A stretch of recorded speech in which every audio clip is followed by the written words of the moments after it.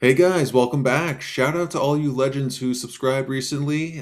Really appreciate you taking the time.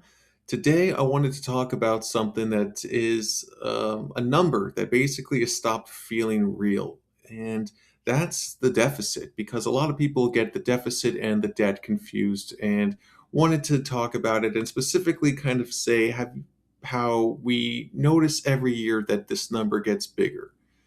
Bigger deficits, bigger debt, trillions are spoken out loud the way that we used to talk about millions. And at some point, the numbers just stopped feeling real and they became background noise, like a broken TV. And yet, nothing really breaks. There's no national credit card that gets cut up on the Dave Ramsey show. There's no sheriff that shows up looking to repossess the country. There is no final warning that's stamped urgent that arrives in the mail or comes from a process server. And this creates a really strange tension because we're told that these numbers are dangerous, even worse, existential, maybe even unsustainable. But yet the system keeps going anyway. So today, let's just slow everything down. Let's strip away the politics. Let's ignore the fear and the panic and walk through how deficits, debt, and the money creation actually work, mechanically speaking, that is. Not how they feel, not how they're argued about, just what is really happening underneath the hood of this country. Now, let's start with the most misunderstood word in economics, the deficit. A deficit is not the debt. It's not long-term condition. It's not even permanent by definition. A deficit is just a little moment in time. And every year, the government does one of two things. And that is it spends money and it collects money through taxes and fees that we all pay. If spending is higher than the revenue, then the difference is called the debt. That's it. Simple as that. So think of it like our monthly finances. If we're earning 5 grand a month, but we're spending 5,500, we're running a $500 deficit a month.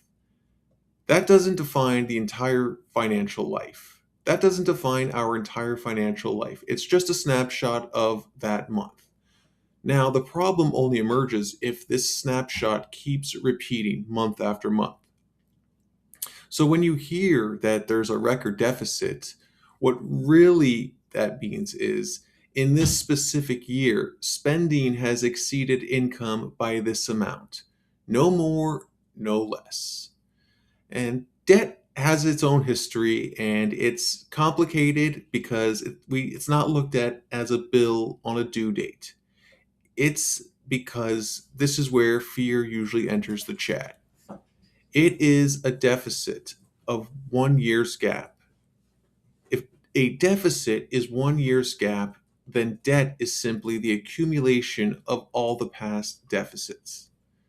Imagine stacking bricks, and each year you add one brick. Over decades, you get very large piles of bricks stacked on top of each other. That pile we'll call the national debt. Here's the crucial part that most people never hear about. The government does not plan to pay off that pile in the way that your household or my household is going to pay off a credit card debt. Instead, it just rolls the debt forward, or as that lovely phrase, it kicks the can down the road. So when old bonds mature, the government issues new bonds, and the principal is simply replaced, not eliminated. And this isn't an emergency maneuver, it isn't a standard operating procedure. It's simply a closer, think of it as refinancing a mortgage indefinitely than paying down a loan. Because as long as investors believe the government will continue functioning, collecting the taxes, and issuing currency, they will continue to hold that debt. And that is what our system is built on in continuity, not closure. So, who actually funds the government as far as spending? Where does the money come from when a government runs a deficit, maybe, is a better way to look at it. Because, contrary to popular belief, the government does not simply fire up a printing press like Jerome Powell just prints the money printer and hope inflation doesn't notice. Instead, it issues bonds. And a bond is simply a contract. Like Blimpie, who would say, "I'll pay you on Wednesday for a hamburger today." Right? You lend me money today, I promise to pay you that back in the future with interest. These bonds are bought by institutions that crave safety and predictability because that is what the US dollar has historically been known for. Pension funds that must pay retirees decades into the future.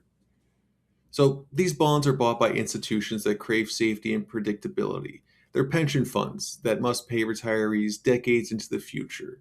It's insurance companies matching long-term liabilities. It's banking needing safe collateral. It's foreign governments managing reserves. These aren't speculative bets. They are simply structural necessities of the financial system that the world is living in. Government bonds are the bedrock asset of everything else that it's built on. They're used as collateral, as benchmarks, as a safe storage for capital. And without them, modern finances really doesn't function. So, what does printing money actually mean? Because we hear that every single day or month. And that's just it. People say they're just printing money. The phrase feels intuitive, but it's also deeply misleading because there are actually two separate systems operating at the very same time. The first system is the central bank money. This is money that exists mostly as digital reserves between banks. When a central bank prints money, it usually does three things. It'll buy government bonds, it credits bank reserves accounts, and it pushes interest rates lower. This money stays inside the financial system. It doesn't show up in our wallet. We don't see it at the grocery store. It simply changes financial conditions, not our daily cash balances. Calling this printing money is like saying updating a scoreboard changes the players in the field, right? It's not really accurate. So, how is money then actually even created? Well, here's the part that no one wants to explain clearly. Most money is not created by governments or central banks, created by private banks. And when a bank issues a loan, it does not lend out existing deposits. It rather is creating new money. The loan appears as an asset on the bank's balance sheets, and this deposit appears as money in your account. Not the vault opens, no pile of cash moves. It's simply a mortgage that is born from accounting entries. This is why credit cycles feel so powerful, because when borrowing expands, money supply expands. And when lending tightens, money disappears. Booms often feel effortless because money is just abundantly everywhere. And busts feel suffocating because money contracts and there's very little lending. The system breathes through credit. So, why is the government not like our household? Well, that's where a lot of comparisons fail because households have to earn income before they spend it. They can default and they can run out of money. Currency issuing governments, such as ours, creates the unit they borrow in. They can always roll the existing debt forward, such as kicking the can down the road. It does not face solvency the same way that our households do. But the real constraint is not running out of money, but rather running into inflation. If spending pushes demand beyond the real productivity capacity, then labor, energy, factories, technology prices everywhere else rises. Inflation is the signal that the system is overheating and under serious strain. So, some people might say, will the deficits ever go away? No, they're never going to go away.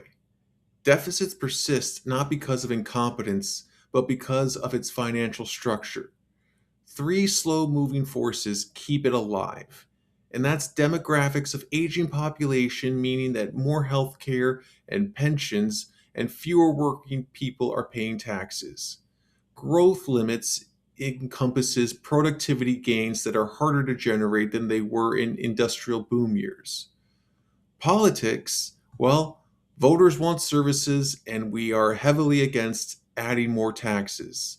So deficit becomes the compromise that no one loves but everyone tolerates because no politician will ever be elected by saying they're going to raise our taxes and raise the interest rates. Now, here's the ending most explanations avoid. The system doesn't collapse in dramatic explosion like an action movie adjusts quietly in the dark. Inflation slowly reduces real value, and purchasing power erodes unevenly. I'm sure you've noticed this at your local grocery store. The burden isn't eased, but it's simply redistributed over time. And this is why stability can coexist with discomfort. Hopefully, this changes everything. So just remember this. Again, a deficit is a moment in time. Debt is a record of history. Money is mostly created by the banks, and inflation is the real strain on the system. And this system wasn't built to feel fair, it was built to keep going. And once we understand this, we can then start seeing the world very different. And once you understand that, well, then you start seeing the world very differently. Anyways, if this helped you see the system more clearly, please subscribe as we explain more of the world here calmly without anger and noise and finger pointing. Hope you guys have a great day and we'll talk again soon and let's go make that money.